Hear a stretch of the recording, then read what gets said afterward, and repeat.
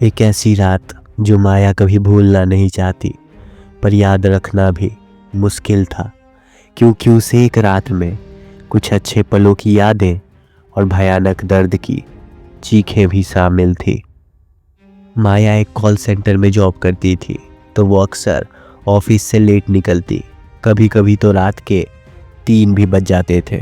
ऐसे ही एक late night के बाद माया ऑफिस से निकलती है और उसका घर नज़दीक था, तो वो अक्सर पैदल ही घर चली जाती थी। वो उस दिन रात के 1:30 बजे अपने ऑफिस से निकली थी।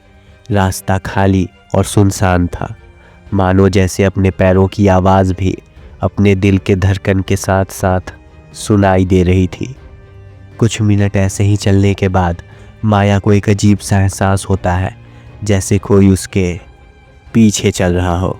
वो मुड़ के देखती है, पर सिवाय खामोशी और अंधेरे रास्ते के उसे कुछ नहीं दिखता।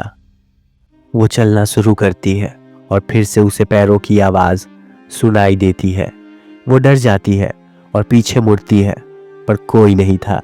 वो हर रात देर तक जागती थी काम के लिए, तो वो जानती थी ये सिर्फ थकान तो नहीं हो सकता। उसकी घबराहट हर एक कदम के साथ बढ़ रही थी। तभी अचानक एक तेज आवाज़ माया के कानों में आती है। वो मुड़ती उससे पहले ही एक बाइक फुल स्पीड में उसके साइड से गुजरती है, और बाइक पे जो माया को दिखता है वो उसे डरा देता है। बाइक पे 2 लोग थे, पर जो पीछे बैठा था वो उल्टा बैठा था और माया की ओर देख के भयानक तरीके से मुस्कुरा रहा था।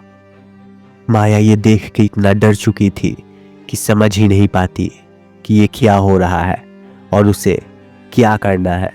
वो मानो एक जगह जम सी गई थी कि तभी एक भागने की आवाज़ माया को अपने पीछे से सुनाई देती है। ये रात बहुत भयानक बनता जा रहा था, पर तभी भागने की आवाज़ के साथ एक और आवाज़ माया के कानों में सुनाई देती है। माया, रुको, मैं आ रहा हूँ। माया का डर यह आवाज़ सुन के कम होता है। वो जानती थी ये उसके बहुत करीबी दोस्त राहुल की आवाज़ है। माया पीछे मुड़ती है और देखती है राहुल बॉडीगार्ड के यूनिफॉर्म में भाग के उसके तरफ आ रहा था, और उसका पैर कहीं फिसलता है और वो रुकने की जगह माया से टकरा के नीचे ज़मीन पे गिर जाता है, और गिरते ही सॉरी बोलने लगता है।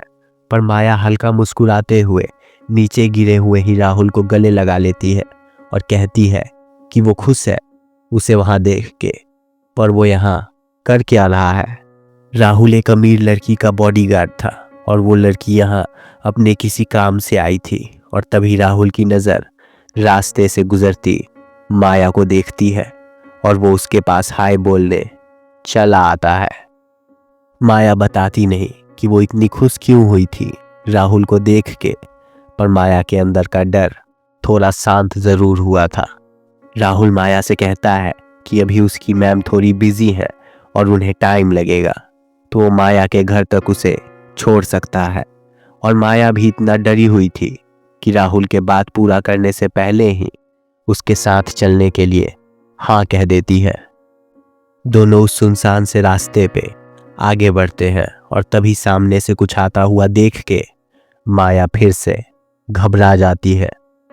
सामने से एक बाइक आ रही थी।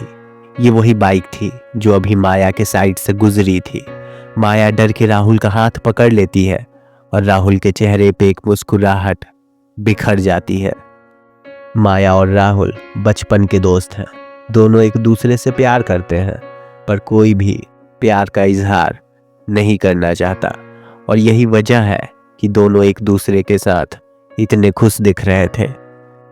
तभी अचानक वो बाइक राहुल और माया के सामने रुकती है, और वही 2 लोग माया और राहुल की तरफ बढ़ते हैं, चेहरे पे एक भयानक मुस्कुराहट के साथ। माया राहुल के पीछे खड़ी हो जाती है।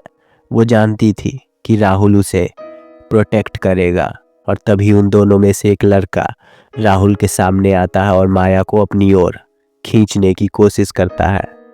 राहुल उस लड़के को रोकने के लिए उसका हाथ पकड़ता है, और तभी दोनों में लड़ाई होने लगती है।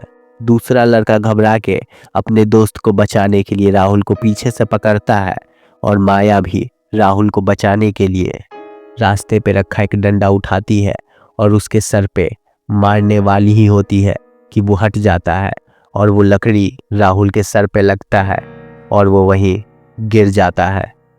दोनों लड़के राहुल के सर से गिरता हुआ खून देख के डर जाते हैं और वहां से भाग जाते हैं। माया राहुल का सर अपने गोद में रखती है और उससे सॉरी कहती है और तभी राहुल अपने चंद बचे हुए सांसों के साथ कहता है, आई लव यू माया।